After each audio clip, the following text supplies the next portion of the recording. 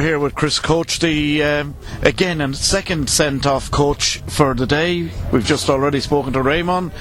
Chris, what are your thoughts on that?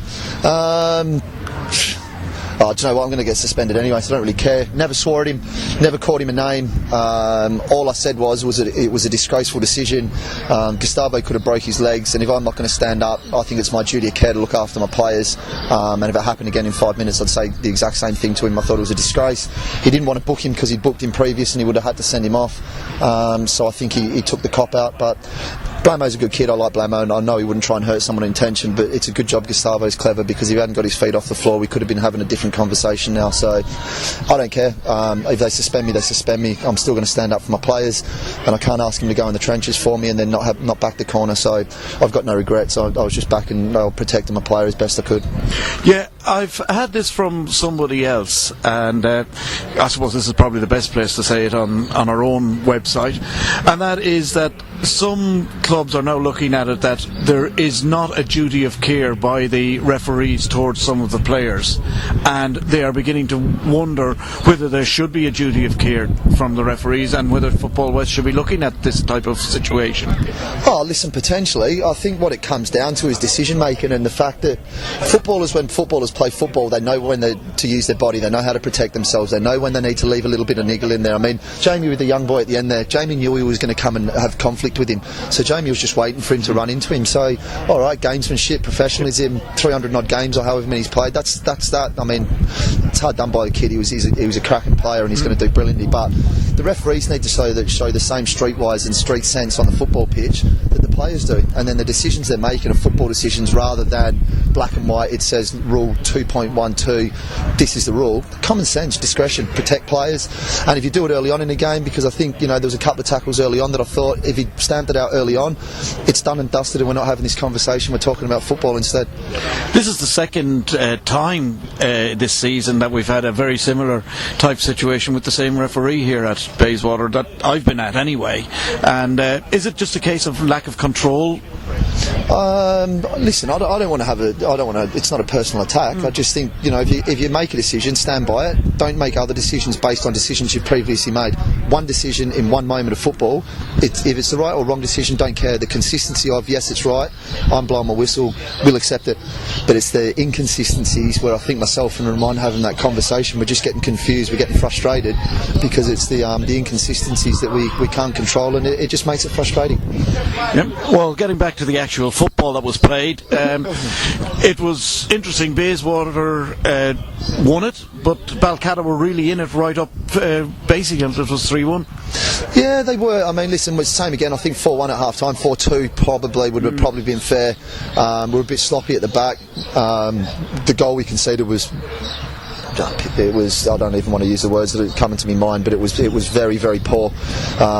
Poor hold up play up top, poor decision making at the back, no pressure at the ball in midfield, goalkeeper comes flying out. So not one person's fault, that was about 5 or 6 that could have done better to fix it. So disappointed, but Gustavo, if he'd been a bit more selfish, I've said to you before, we've been working so hard with them boys, and he's 12 yards out and he can stick a match ball under his shirt again, and he opts to pass it. So I've just said to him then, yes, it's all about decision making, and it's about making the right decisions at the right time.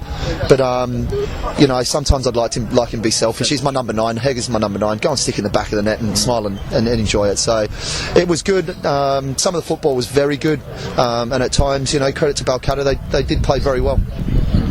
Can you tell us why Todd was left out today? Was there any reason for that? Yeah, listen, he came off at half time last week with a bit of a calf twinge, and it was precautionary. I couldn't afford to risk him. I'd rather lose him for 45, 60 minutes today than lose him for 6 weeks. So it was just a bit of cotton wool. He's so important to us. I mean, he's been that good for us this year, it's scary. So, yeah, me being selfish, I want him fit for the next 5 games, not for the next 5 minutes. So that's all that was. I think the thing that impresses me the most is how you've been at the top of the league for probably 7 or 8 games this season now by quite a margin. How do you keep the players motivated during the week and on match day to sort of keep going ahead? Because obviously when you're that far ahead occasionally, you can let it slip sometimes, can't you?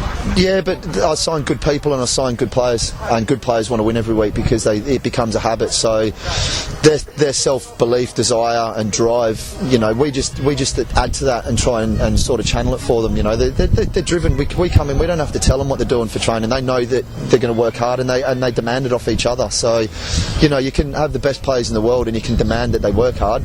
They've got to drive it themselves, and we're fortunate that, all right, we must be doing something right, but the players have to take a lot of credit as well because they do work hard.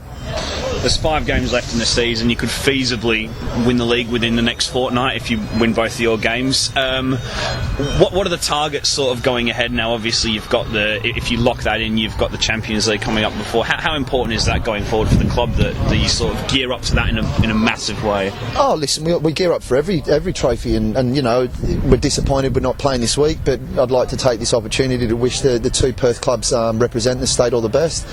So we're disappointed with that. We never had any intentions of trying to win the night series this year, and it's proved that way because we've stayed fit and strong. So 90 minutes at a time. I know it's cliched and it's so football, but we do just take 90 minutes at a time, and we respect our opponents and say, right, we've got Sereno next week, so we're looking at that at Monday, and how are we going to beat Sereno, how are we going to do this? So we show the teams respect, that we don't look too far ahead, and we just make sure that we're thoroughly prepared and plan ahead for the 90 minutes at hand.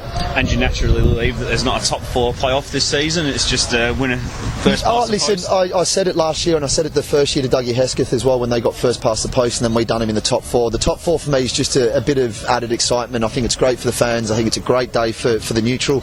It just gives that bit of spice and bit of edge. I'm a traditionalist. I think first past the post deserves it. But yeah, I'm a bit disappointed. I enjoyed the top 4. It's that cutthroat FA Cup type football again. So it is what it is. I can understand the methods and the theory that the league governing body are putting to it, but doesn't mean we're disappointed we don't get the opportunity to play in them games. Nice one. And looking ahead to next Saturday up at Windy Hill, you will probably have that in your mind as to a little bit of revenge from the Cup, even though it was only on penalties. Yeah, listen, we do you know what? We were disappointed, but we got beat on penalties. Yeah. So I've got no issue, and like I said, kudos to Sereno. They're in the top, in the top cup competition in the league, and they beat us on merit. So I don't see it as revenge. I just see it as 90 minutes and another 3 points moving forward. Okay, mate. Thanks a million, Chris.